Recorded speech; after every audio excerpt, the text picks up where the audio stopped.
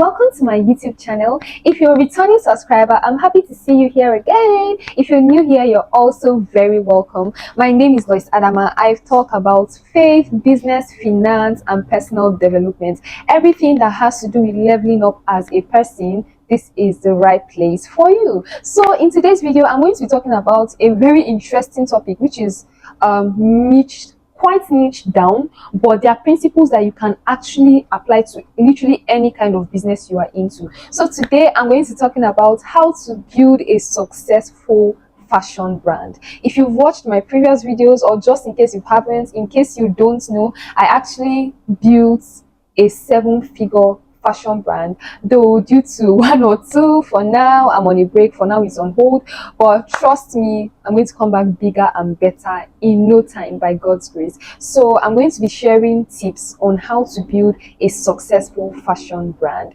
As you listen, may you be blessed. So as usual, I will be looking down because I always like to jot down my points so that I don't miss or skip any, right? So the first tip here is to work on your mindset. Like on this channel, we talk a lot about mindset, say things like mindset. You always hear things like get knowledge and all of that, because you can never go beyond your mind. Like who you are going to be 5 years from now is highly dependent on the content of your mind. If you can't see it, you can't have it. If you can't think it, you can't have it. So it's important for you to remove every barrier from your mind and tell yourself that there is no limit to what you can achieve. I mean, how can you say a certain thing and you be like, oh my God, no, this is not for people like me? You dey snooze. So it is very important for you to remove every barrier from your mind and know that there is truly no limit to what you can achieve. And when it comes to mindset, it's important to think global and not local. And you find out that if you position your mind in a certain kind of way, you would, even without being conscious of it, you would automatically begin to align yourself. You begin to behave in such a way that will accommodate what your mind has thought out. Do you understand? When your mind is positioned rightly, it also makes life automatically align to bring those thoughts in your mind alive. And when your mind is right, your mind is just like an incubating room for potentials. Your mind is the incubating room to experience certain realities. So if you're watching this video and you've always felt like global things are not for you, or you've always felt like certain levels of success, certain levels of influence are not for you, please better dead that thought and begin to tell yourself that there is no limit to what you can achieve. Like the earth and the fullness thereof has been given to us. So that idea of I'm not meant to do this, I'm not called to do this, it is a lie. There is no limit to what you can do. Like this earth, this world has been given to you. It's just like you are dropped in a room full of raw materials, and it is left to you to know the level to which you want to process them. That is how life is. So remove every limitation from your mind. Very important. And for someone who owns a fashion brand, you need to know that fashion is something that has a very great global potential. Like fashion itself, fashion is global. So you need, if you're someone that owns a fashion brand, you need to think global. Like if you're not thinking global, I don't know, like is it that you want to stop at Wuse Market in Abuja or something? Like you need to think big. You need to think global. It is very, very important. So the second tip that I have here is for you to know what people want and serve them. I mean, like I always say this in my videos, you are not your customers. Study your customers, study your market, know what they want and give them what they want. Fashion is highly trend related, right? So it is important for you to study the trends, study what people want, study what people are really interested in at a particular time, and tailor your business after what people want. Because at the end of the day, like if people don't want what you are doing, then you are just wasting your time at the end of the day. So you need to have people like your products for them to patronize your business. So the next step here is to feed on a lot of fashion content. Like, and this goes for creatives generally. If you know that you are a creative person, and now when I'm saying fashion brand, I'm not talking about copy and paste, I'm not talking about people that go and steal styles, I'm talking about people that create original designs. That is what a brand is. When you say brand, what comes to mind is originality. So it is very important for you to stick to originality in your business. And for you to do this, you need to feed your mind so much that you draw inspiration from other people's works, right? So what you're meant to do with other people's works and designs is not to copy them. You're just meant to use them for inspiration. Let's say, for example, you can take out, do you know that you can take out 5 dresses? From those 5 dresses, you will pick distinct things from those 5 dresses, put them together, and a new style has come out.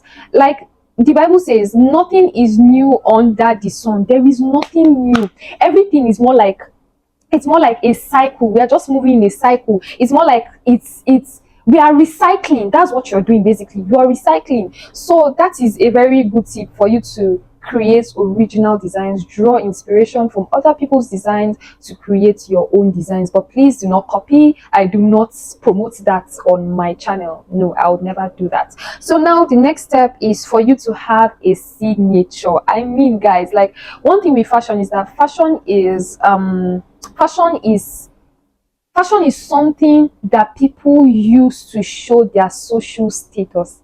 So you want, as a brand, you want to make it easy for them to identify with your brand. Like, people buy certain products, people buy stuff from certain brands, not necessarily because those things look appealing or fancy to them. Like, I won't call names, but some of those biggest brands, like those biggest international brands, their products are so ugly, but people are dying to carry them, because if you can carry a certain bag from a certain brand, it shows that you have arrived. Do you understand? So it is important for you to have a signature, such that people know that, okay, if you carry a bag from this brand, like, there will always be something, like they have a signature, such that anywhere you take their products, you know that, okay, this product belongs to this company. That's exactly what people want. So it's important for you to have a signature, whether it's for you, let's say for clothing. Probably you can think of, like, maybe inscribing your logo on your fabrics. You can, for bags and shoes, you can write your names, you can engrave your name. Like, just think up of how you want to create a signature for your brand. It could be a particular style,